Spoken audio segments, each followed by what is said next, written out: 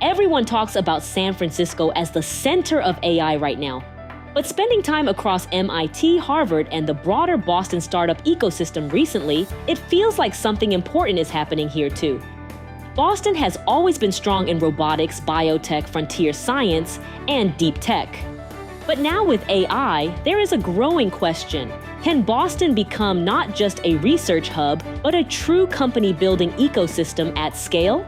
I sat down with several investors across the ecosystem to understand why founders are still choosing Boston, what kinds of companies are emerging here, and whether this moment feels fundamentally different. The density of talent is unparalleled. Boston is an amazing place to start great companies. Boston is the closest place to Europe.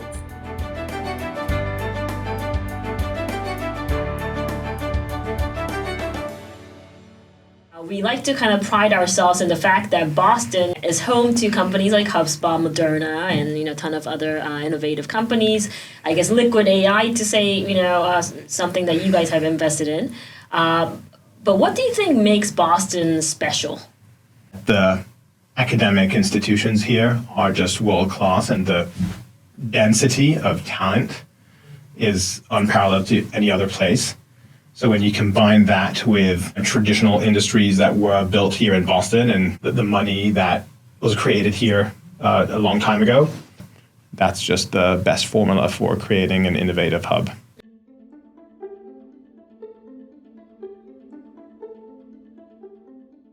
Boston is an amazing place to start great companies for a whole bunch of reasons. I started studying AI back in 1985. This is my third AI hype cycle. And inevitably, in these hype cycles, what you do is you build out a whole bunch of cool horizontal technology, great math, incredible statistics. And in this cycle, we have way more data and a lot more cheap compute than we've ever had. But inevitably, you have to take these horizontal capabilities and you have to apply them so that they make a difference in the lives of humans. And here in Boston, we have tremendous ability to take all these horizontal tools and apply them into all kinds of interesting industries. The next 10 or 20 years is going to be all about us taking all of these great horizontal tools and putting them to work via startups. Maybe no better example of that than what's going on in healthcare right now. If we spend trillions of dollars as a society on AI and we don't get much better healthcare and much better education, that's going to be kind of a waste. And again, here in Boston, we have a culture and unbelievable talent in healthcare and education, and we have all of the context that's necessary to put all this great AI to work. Indeed, and of course, Kendall Square is dubbed as the most innovative mile on the planet, right? So what do you think makes Kendall Square still very unique? It's the talent. And it's not just academia. It really is a culture in Kendall Square and in Cambridge and Boston. We really appreciate intellectual rigor. There's no better example of this than Bob Langer. We've got Bob Langer, and out in the Bay Area, every once in a while, you get something like Theranos. Very hard to have a company like Theranos here in Boston because we just appreciate intellectual rigor at another level. Boston is the closest place to Europe in terms of mentality. So for people who is coming from Europe, it's culturally closer. It's a big city. You have everything which you need in big city, but at the same time, it's compact enough. And culturally, people a little bit better fitted for like long-term startup life.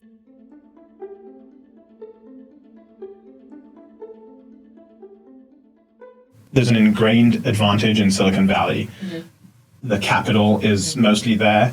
It's a reinforcing loop that they have. I think our strengths are definitely in the talent density.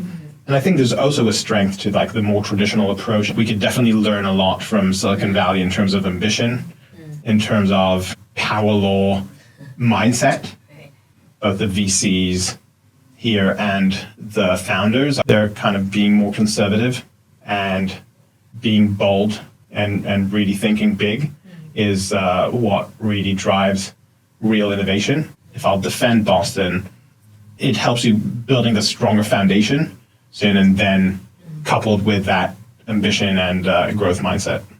Another thing I think that's unique about not only Kendall Square, but also like Boston and Cambridge in general, is we appreciate capital efficiency. We believe that building great companies really requires entrepreneurs to focus on using the capital they have at their disposal very, very effectively. Because a lot of the academics that start companies around here, they start off doing research projects where they have some number of grants and a bunch of grad students. They don't have a lot of money, and so they have to like really do a lot with a relatively small amount of capital.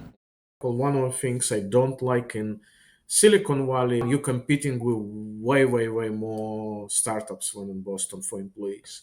A lot of employees are leaving every place of work in like 2 years plus or minus. And it's very hard to run company with a lot of people churning every year. In Boston, usually, if you treat people well, people stay. Culturally wise, and I mean here like internal company culture, in my opinion, just better fit.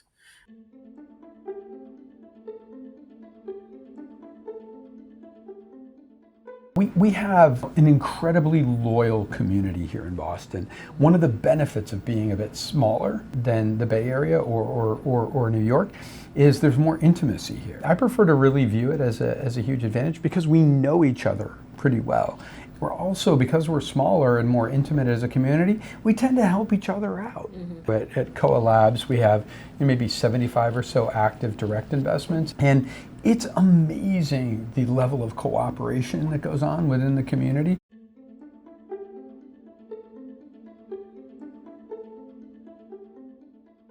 Anything that is not AI or the externalities of AI is boring in my mind, and AI is kind of eating everything now. So I think the next successful biotech companies are gonna be AI assisted or AI enabled at least, or AI first. Similar with robotics, obviously hardware has more challenges and it's not as easy to iterate and build, but I think Boston is definitely positioned to win in the robotics space as well. One of the things that's going to happen in the next 10 or 20 years is we're going to start to appreciate that the best startups are vertically integrated. In software, we were obsessed for many years of like software being the most important thing and hardware sort of being secondary.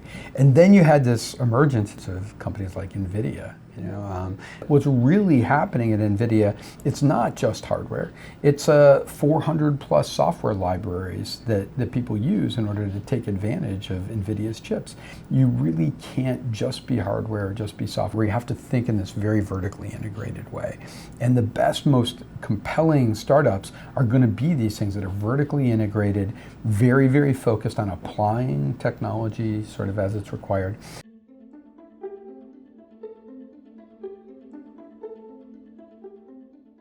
What happens with AI is the whole time horizon is compressing because things which would take years nowadays will take months. And that creates very unique challenge in general for VC because we're very long-term investors, right? So the problem now with AI, I have no idea where this segment is going to be in 3 or 5 years. I have very vague idea where it's going to be in a year and a half, because everything is changing so quickly.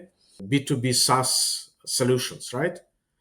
The whole idea of SaaS solution is you build something which is useful for many people and they use it and they pay you money for the value you're delivering. Now, the whole buy versus build equation is changing because it costs way less to build and it takes way less time to build. If your cost of developing something is close to zero and the time to develop something is close to zero. For the whole SaaS, it can mean complete change in the paradigm.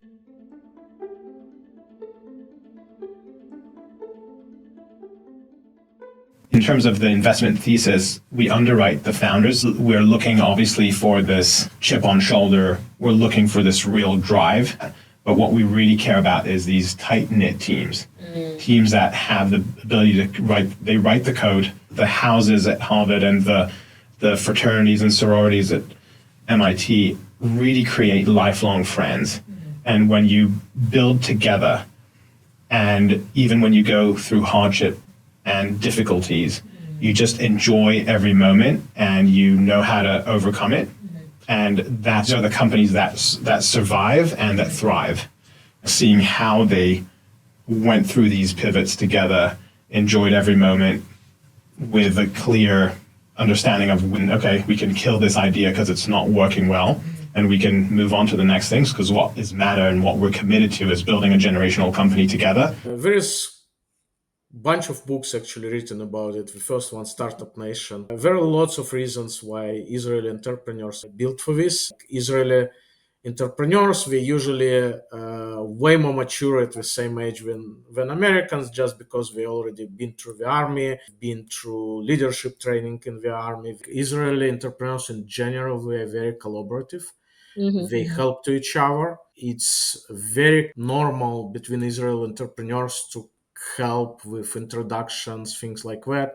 I know very kind of strange cases which would sound strange when you have like two completely directly competing companies and founders would still talk to each other and sometimes would help to each other. We're a very inclusive community here.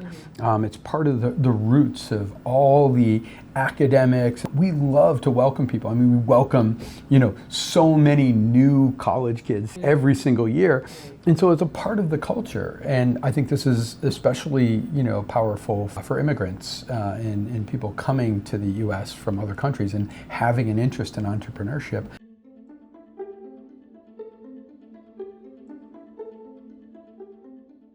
The best, most compelling startups are going to be these things that are vertically integrated, very, very focused on applying technology sort of as it's required.